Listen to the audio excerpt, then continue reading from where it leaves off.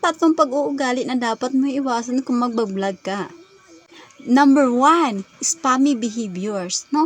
Bawal ka mag-post na isang video tapos ulit-ulit mo siyang i-post, no? Bawal ka rin mag-comment na paulit-ulit din yung comment mo. Pwede ka naman mag-comment sa mga video but kailangan related talaga sa mga content nila. Number 2, artificial engagement. Bawal kayo gumamit ng mga apps na follow for follow or bayad ka ng pera para dumami yung followers mo at yung mga viewers mo at likes. Wag mo yung gawin kasi sa next mong post wala na manood sa'yo kasi lahat sila puro artificial. So, mas better na organic. So, wag nating madaliin yung process. So, instead of galingan pa natin para sa susunod, marami nang manood at marami nang mag-like. Number 3, clickbait.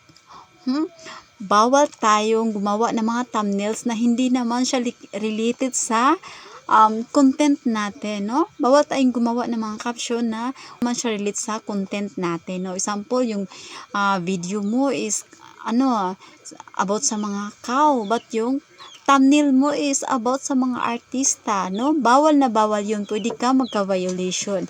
Hope na may natutunan kayo dito sa video na ito. Please follow and subscribe for more.